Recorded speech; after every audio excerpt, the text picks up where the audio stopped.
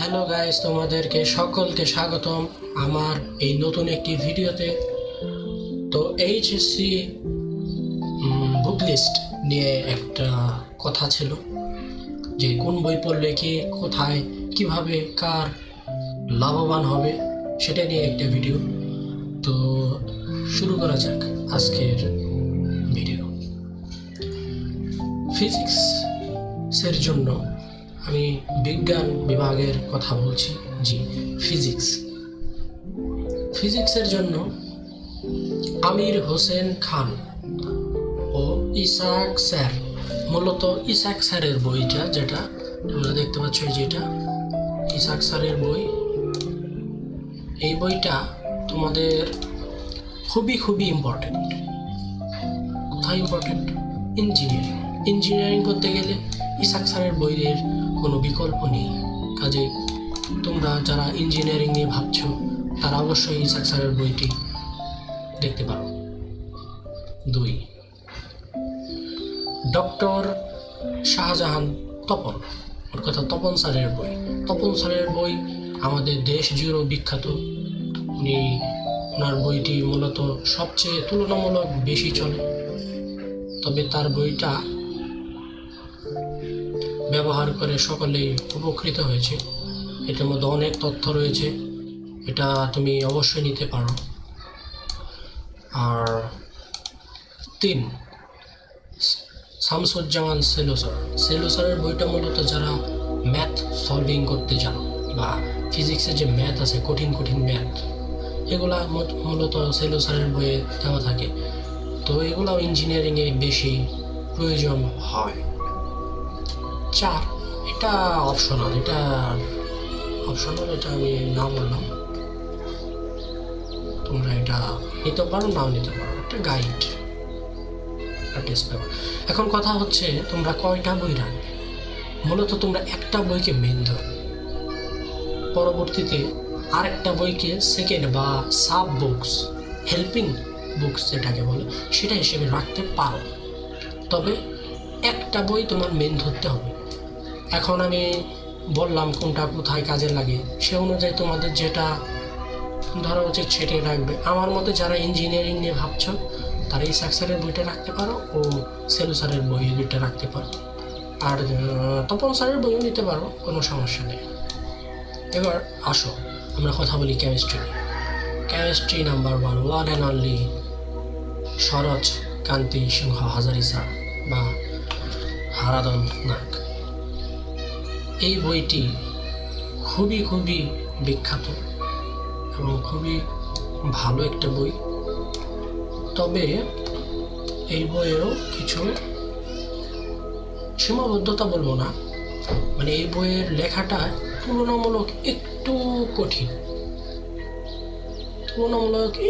কঠিন।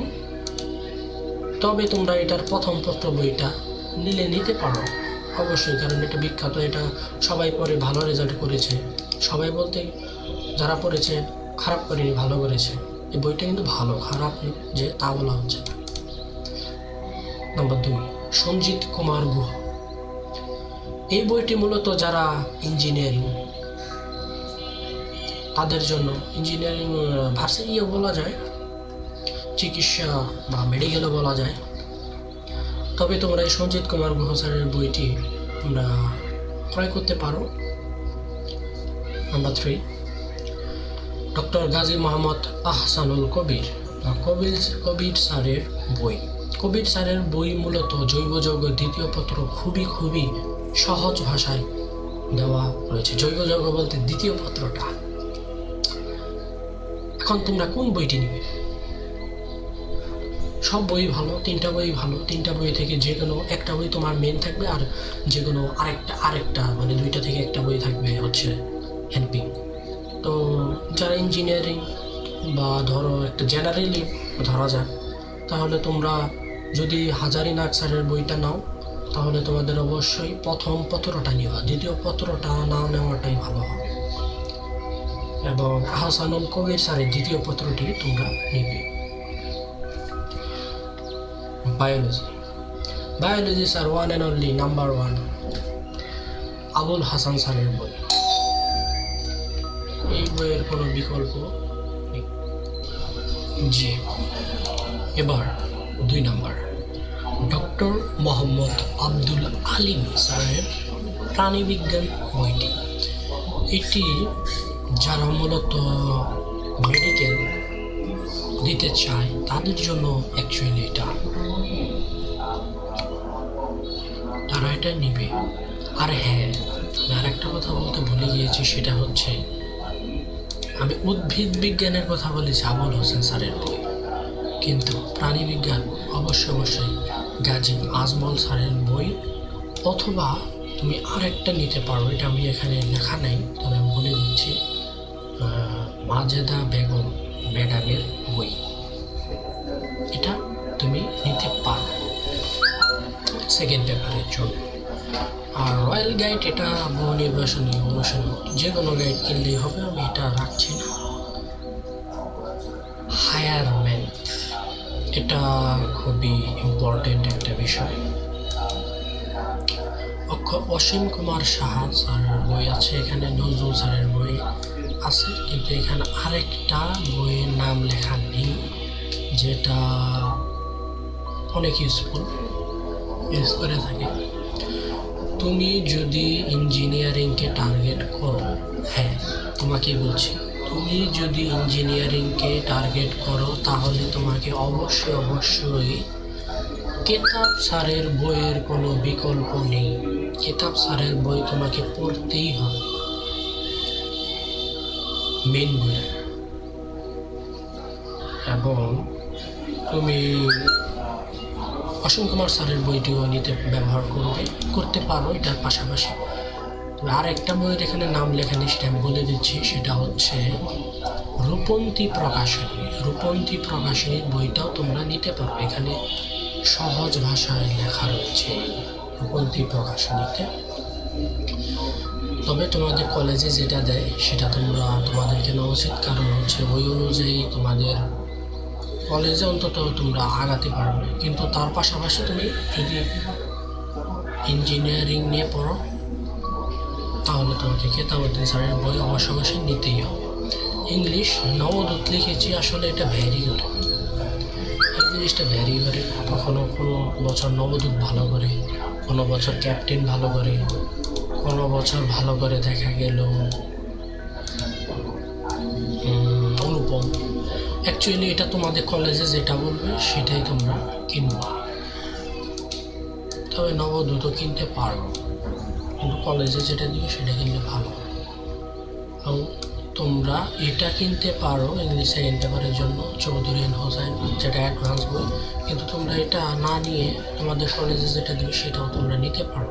আর অ্যাডমিশন গাইডের জন্য মাস্টার অ্যাপেক্স, এটার একটি অ্যাডমিশন গাইড আছে, সেটা তোমরা নিতে পারবে। ওকে, আমরা এবার আইসিটিতে চলে যাচ্ছি। মূলত আইসিটির জন্য ওয়ান অ্যান্ড অনলি 2টা বই মানে খুবই পপুলার।